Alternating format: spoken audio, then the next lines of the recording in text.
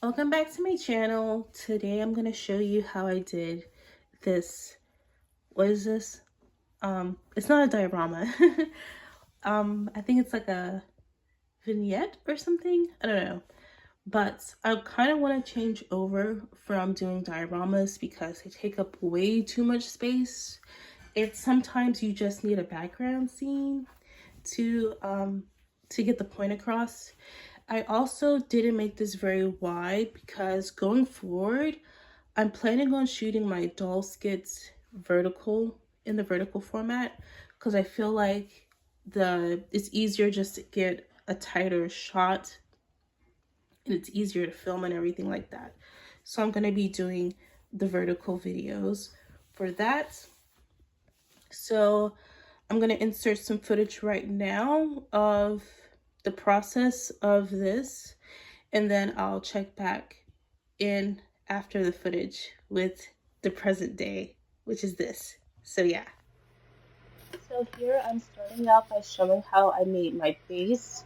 I have 3 pieces for that base, and the sides kind of kick out. And then I have a piece for the bench part of it, and then I have that bigger piece for the back part of it. You don't need to worry about my measurements, you just make it however, whatever size you want to make it. I will say that I did cut down my bench right here because it's like overhanging too much, so I did do that. So my measurements aren't 1000% perfect. Here I'm just showing you how I covered the back of mine. I went halfway down on one side because the bench is going to be there. And then you can actually leave the bench part, the seat part flat. If you want, I did cover mine and I almost ran out of fabric. So right here, I'm showing you how I use the corrugated board and this plastic piece from packaging. The doll's head was there, y'all, and it was perfect. So I just put a hole in it and stuck the tea light through. So this tea light, I didn't want to fall. It's hanging from the bottom, so I needed that like plastic piece to be able to secure it in there. And then I just secured the plastic with hot glue just in case I need to replace the candle itself. Then I painted it white on the inside and outside. And then the other tea light is just going to sit on top. This is just how it looks on the wall.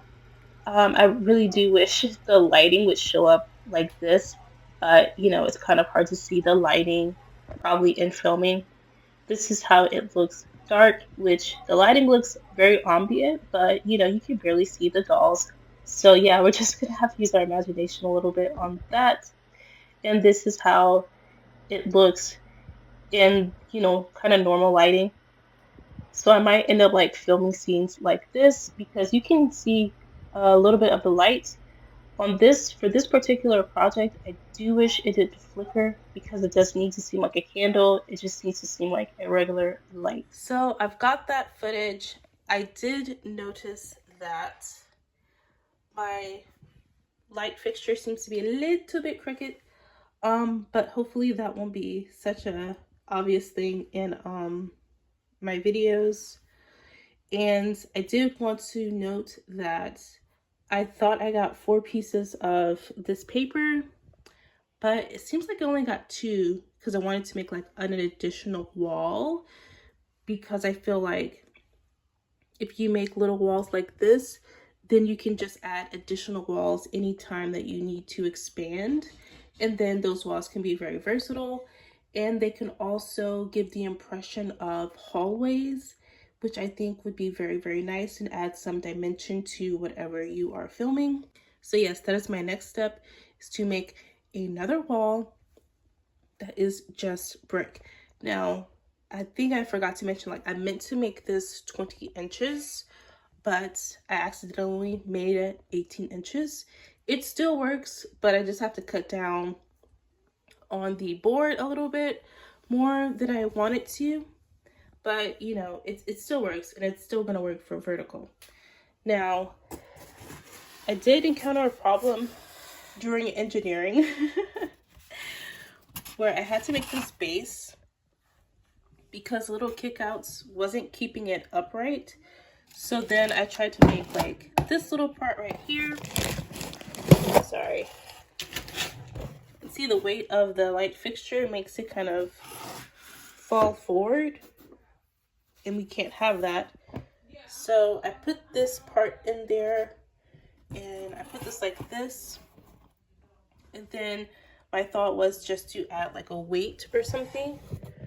And this can be versatile as well. You can make this a planted area. You can make this a bench area. You can do all of this in brick, which I may very well do.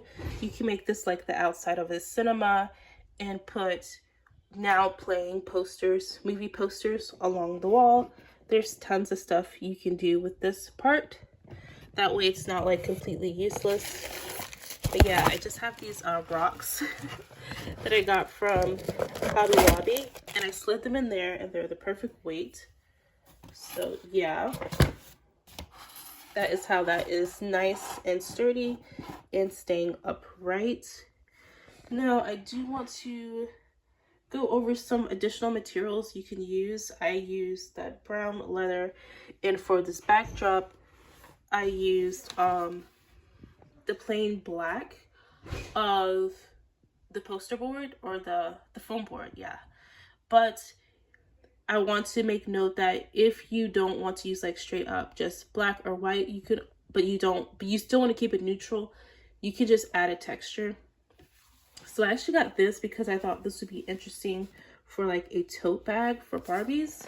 It is $149, and it's on the same aisle that you get the felt from in Hobby Lobby. So this is also like an option just to add that kind of interest while keeping that kind of sexy, grown and sexy black color. Also for the boots I'm about to show you, if you don't have that leather, you can always use the placemats, the vinyl placemats that look woven like this from Walmart, and Hobby Lobby might sell it.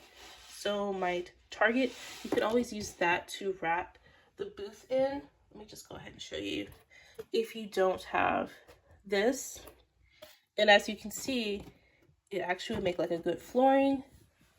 So if you need to put it like that, actually still looks very, very nice. So what I might do is like buy an extra one of these and keep it intact, just for, you know, the situation where I might want it to give like a certain vibe or feel. So now let's put in the booths, and I'll go ahead and say right now that while I like the shape of this, like this, oh yeah, this is giving like theater vibes, my goodness. Like the little seats, you can make smaller ones of these and make a theater. But I like the kick out, but if I had to do it again, I might go back and like not do the kick out, do it straight to allow more like leg room for the dolls. And this is the table. I just like threw this together, honestly. Looks like that.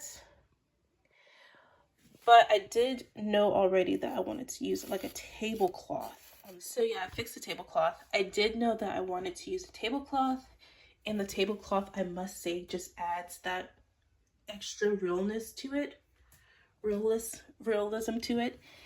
And I was in Hobby Lobby yesterday, and there was some silver plates in the miniature section, and I regret not buying them. They had like the silver plates, and then the silver utensils and everything, like the forks and the knives. I'm like, I don't think I need this.